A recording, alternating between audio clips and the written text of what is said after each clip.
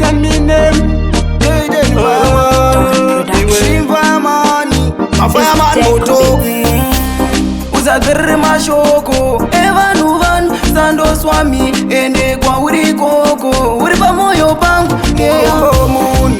anoda mkazi wo aiwa ndotoda kudiwa wo nyangwe matindirombe ni bobo ndotoda kudiswa wo aisimosha kushaya mari ndotoda kunzi baba ningi aisimosha kushaya mari ini ndotoda kunzi baba ningi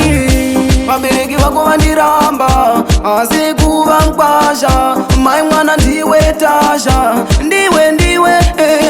kunyenga vakatora zvavanoda vave vakamisa iwe neni ticharamba tichidanana bebi tichinzwanana vave vatimisa iwewe aisimosha kushaya mari ndotoda kunzi baba ningi aisimosha kushaya mari ini ndotoda kunzi baba ningi munhu anoda mukadziwo aiwa ndotoda kudiwawo nyangwe matindirombe ndimbo ndotoda kudiswawo nyangwe vakati twote ukama vakutora mombe yecheka kaukama aiwa bebi handivheneka kurasa kana kukusiya kana shwaka kukutama aiwa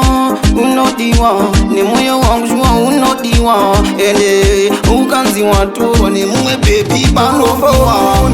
anoda mukadziwo aiwa ndotoda kudiwawo nyangwe matindirombe ndimbobo ndotoda kudiswawo aisimosha kushaya mari ndotoda kunzi baba ningi aisimosha kushaya mari ini ndotoda kunzi baba ningi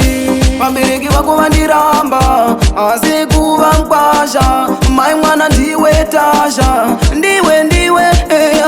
kunyenga vakatora zvavanoda vave vakamisa iwe neni ticharamba tichidanana bebi tichinzwanana vave vatimisa iwewe aisimosha kushaya mari ndotoda kunzi baba ningi aisimosha kushaya mari ini ndotoda kunzi baba ningi munhu